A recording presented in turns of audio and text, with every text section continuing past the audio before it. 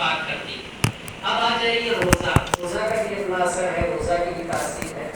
روزہ کی تاثیر اور روزہ کا اثر کیا ہے کہ قرآن مجید میں ارشاد ہوتا ہے یا ایھا الذین آمنوا کتب علیکم الصیام کما کتب علی الذین من قبلکم لعلکم تتقون۔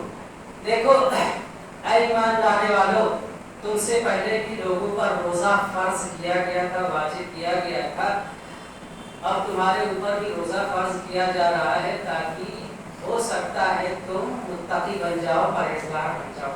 تو روزے کا ایک اثر اور روزے کی ایک تاثیر یہ ہے کہ انسان متقی بن سکتا ہے، پرہیزگار بن سکتا ہے۔ پھر روزے کا دوسرا اثر یہ ہے کہ حدیثوں میں ہے صوموا تصحوا، روزہ رکھو تاکہ صحت پا سکو۔ تو روزے کا دوسرا اثر یہ ہے کہ انسان روزہ رکھتا ہے تو صحت ملتی ہے اور تندرستی اس کو عطا ہوتی ہے۔ اور روزے کا تیسرا اثر یہ بتایا گیا اس کی تاثیر کہ جب انسان روزہ رکھتا ہے تو بھوکا رہتا ہے، جب بھوکا رہتا ہے تو غریبوں کو اس میں یاد آتی ہے، جب غریبوں کی یاد آئے گی تو ہمدردی کا جذبہ اس کے اندر پیدا ہوگا۔ تو یہ روزے کا اثر اور روزے کی تاثیر ہوئی۔ اب آ جائیے حج جب انسان کرتا ہے تو حج بھی ایک عبادت، اس کے بھی ایک اثر ہوتا ہے، اس کی بھی ایک تاثیر ہوتی ہے۔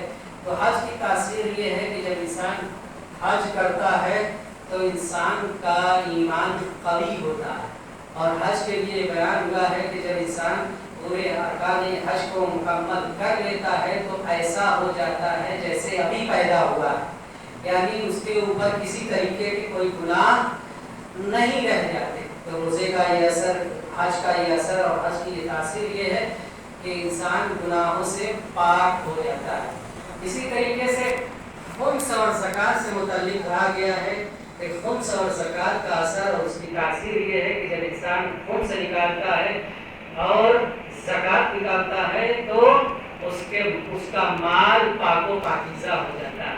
اب آئیے اسی طریقے سے صدقہ و خیرات، نیکی کرنا بھی اس کا بھی ایک اثر ہے، اس کی بھی ایک تاثیر ہے۔ لیکن لہٰذا روایتوں میں آپ دیکھیں گے بہت سی روایتیں ہیں کہ اگر کوئی صدقہ کرتا ہے، خیرات کرتا ہے اور نیکی کرتا ہے تو پروردگار اعلیٰ اس کے عمر میں اضافہ کرتا ہے، اس کے رزق میں اضافہ کرتا ہے، اس کے گھروں میں برکت ہوتی ہے، صدقہ بلاؤں کو ٹال دیتا ہے اور موت جیسی